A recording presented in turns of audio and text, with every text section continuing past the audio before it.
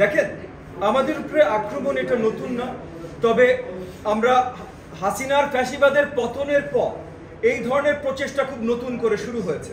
আমরা ইতিমধ্যে দেখেছি নুরুল হক নুরুর উপরে যে নৃশংসভাবে আক্রমণ হয়েছে, সেই জায়গাটায় কারোর কোনো মানে পতিত স্বৈরাচারের কোনো হাত ছিল না, এটা চিন্তা করে নেওয়াটা হয়তো ভুল হতে পারে। জাকপার এক অংশের এক নেতার উপরেও আক্রমণ হয়েছে, আমার উপরে আজকে হত্যা চেষ্টা হয়েছে। এই হত্যা চেষ্টা সফল হয়নি বলে যে আগামীতে আরবার চেষ্টা হবে না সেটা আমরা জানি না। এবং আমি সহ যুগপৎ আন্দোলনের নেতৃত্ব যারা দিয়েছিলেন তাদের সকলের উপরে এই হত্যা চেষ্টা হতে পারে। আমার উপরে হয়তো শেখ হাসিনার বা তার দোসরদের রাগ আরো বেশি হতে পারে, কারণ লন্ডনের মাটিতেও তার ভাগ্নির চাকরি আমি খেয়ে দিয়েছি। তাদের বিরুদ্ধে হয়তো অনেক জায়গায় অনেক ধরনের মামলা বা অনেক কিছু আমি সবচেয়ে প্রথম করেছি অন্য সবার আগ থেকে। আর অবভিয়াসলি একদম সামনের দিকে ভূমিকা তো আমরা প্রথম থেকে রেখে যাচ্ছি। আমরা সবসময় তাদের বিরুদ্ধে ছিলাম, তারা যখন সরকারি ক্ষমতায় ছিল তখন আমরা তাদের রোশানালো ছিলাম। আজকে তারা ক্ষমতা থেকে ক্ষমতাচ্যুত হবার পর আইন শৃঙ্খলা বাহিনীর ওই জায়গায় আসতে হবে যেখানে তাদেরকে আইনের আয়তায় আনতে হবে। আজকে এই ছাত্রলীগের কোন নেতা আমি নামও জানি না, ওই তাদের ওই মোস্তফা আল নাফিস, এদেরকে কেন আইনের আয়তায় আনা হচ্ছে না? আমরা বারবার দেখছি, একদিন ধানমন্ডিতে, একদিন বনানীতে, একদিন মিরপুরে ছাত্রলীগ মিছিল করছে। এরা নিষিদ্ধ একটা সংগঠন, তারা কিভাবে মিছিল করে এটার ভিডিও ফুটেজ আছে। এই ভিডিও ফুটেজ ধরে কয়জনকে অ্যারেস্ট করা হচ্ছে, এগুলো তাড়াতাড়ি জনগণের সামনে জনসম্মুখে আনতে হবে।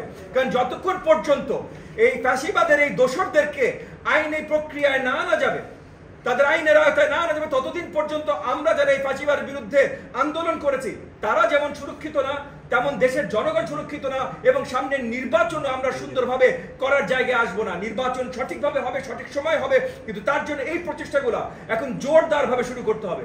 এটা সোজা না ভাই। আজকে নুরুল হক নূর হাসপাতালে, আজকে আমার দেহরক্ষীগণ যদি সিকিউর করতে না পারতো, আমি যখন বের হতাম আমার গাড়ির উপরে যদি দুটো ককটেল পড়তো বা অন্য কিছু হামলা হতো, আজকে যদি আমি আহত হতাম, আরো 10 জন আহত হতো, তাহলে নির্বাচন কিভাবে আমরা কি করব, কিভাবে আমরা সামনে কিভাবে আগাবো, এই জায়গায় আমাদের পরিষ্কার রোডম্যাপ আমাদের আপনার হোম অ্যাডভাইজারের কাছ থেকে জানাটা জরুরি। এটা জানতে হবে ভাই, সুরক্ষিত আমাদের হতে হবে, জনগণকে সুরক্ষিত হতে হবে। জনগণকে সুরক্ষা দেওয়ার প্রথম ধাপ হলো আওয়ামী দোসরদের আইনি প্রক্রিয়ার ভেতরে আনা। এরা বাইরে এইভাবে ঘুরতে পারে না। তারা যখন এখানে ইসে করছিল, মানে রেকি করছিল, তখনই আমার দৈরক্ষী বাহিনী তাদেরকে ধরতে সক্ষম হয়েছে। সেই জায়গায় আমরা নিশ্চিত হতে পেরেছি তাদের ফোনের মেসেজ দেখার মাধ্যমে।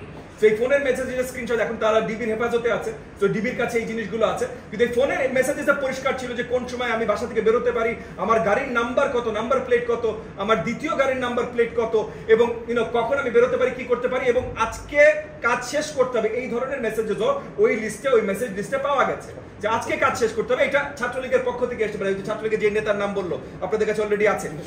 তো এটা জিজ্ঞাসা, ওই মেসেজেস গুলো আমরা পেয়েছি তার ফোন ইসে করে, এবং ডিবি তখন এখানে বসে জিজ্ঞাসাবাদ করেছে। আর তার ডিবি এখানে পৌঁছানোর আগে আমার দেহরক্ষীরা যখন তাকে জিজ্ঞাসাবাদ করেছে তখন সেই পরিষ্কার করেছে, যাকে ধরেছে সেই পরিষ্কার করেছে এই জিনিসগুলো, এবং মেসেজেস তো আমরা দেখেছি পরিষ্কার।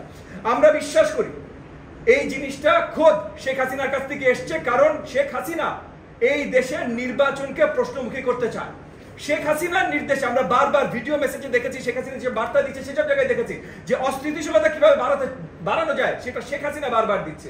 এবং আমরা ভাই কোনো ছাত্রলীগের শত্রু ছিলাম না, আমরা শেখ হাসিনার শত্রু ছিলাম। শেখ হাসিনাকে আমরা বের করেছি, যেটা বললাম এখানে আমি পার্সোনালি তার ভাগ্নির চাকরি খেয়েছি মন্ত্রিত্ব থেকে। এই জিনিসগুলো থেকে তাদের নিশ্চয়ই ক্ষোভ আছে, এবং তারা সামনে প্রক্রিয়া কিভাবে দেখতে চায় এটাও আমরা বুঝতে পারি। তারা অরাজকতা বাড়াতে চায়। তো যারা জুলাই আন্দোলনের সম্মুখ ভাগে ছিল, যারা ফ্যাসিবাদ বিরোধী আন্দোলনের সম্মুখ ভাগে ছিল, তাদেরকে যদি আক্রমণ করতে পারেন, তাদেরকে যদি আপনি আহত নিহত করতে পারেন, তাহলে আপনি সবচেয়ে শক্তভাবে অরাজকতা বাড়াতে পারেন। সেই প্রচেষ্টা তাদের, সেটা আজকেও পরিষ্কার হয়েছে। এই জায়গায় আমরা আইন শৃঙ্খলা বাহিনী, মাননীয় হোম অ্যাডভাইজার, তাদের প্রপার নজর দেখতে চাই যে এই জিনিসগুলো সঠিকভাবে দেখা হচ্ছে। মেটেরিয়ালস মানে বিস্ফোরক তারা মারবেন, নিক্ষেপ করবেন, এগুলো মেসেজেসে ছিল। যাদেরকে আমার দেহরক্ষী বাহিনী ধরতে সক্ষম হয়েছে তাদের কাছে আমরা কিছু পাইনি, কিন্তু এগেন আপনার ডিবি আমার অফিসের প্রেমিসেস যে চেক করেছে তাদের কাছে রিপোর্ট আছে যে আমার দপ্তরে, এটা তো আমার বাসায় আক্রমণ করতে চেষ্টা করেছে, তার আক্রমণের আগে আমরা ধরতে পেরেছি। ডিবির কাছে রিপোর্ট আছে যে আমার অফিসেও তারা এই ধরনের আক্রমণ চালাতে চেষ্টা করছে, এবং সেখানে তারা হেফাজতে আনতে চেষ্টা করছে। মানবাধিকার পরিষদের আপনার উপর হামলার চেষ্টা, এটা একই সূত্রে আপনি কি মনে করেন? আমরা মনে করি যে পুরোপুরি ভাবে বিচ্ছিন্নভাবে দেখার কোনো সুযোগ নাই। যেই জায়গা থেকে এগেন আপনার ধরে নিতে হবে যে ফ্যাসিবাদ বিরোধী আন্দোলনের সম্মুখ ভাগে কারা ছিল, তাদের উপরে হামলা চেষ্টা, আপনার তাদের কি বলে না মার্ডার বা অ্যাসাসিনেশনের চেষ্টা, এগুলো এক জায়গা থেকে আসবে না, এইটার চিন্তা করাটা আসলে সারপ্রাইজিং। তো আমি ধরেই নিচ্ছি যে সবগুলো একই সূত্রে গাথা এবং সবগুলোর বটের মূল হলো শেখ হাসিনা। আমরা আশাবাদী সরকার সুনজরে দেখবে এবং নিরাপত্তার ব্যবস্থা আরো সুদৃঢ় করবে, এটা আমরা আশাবাদী।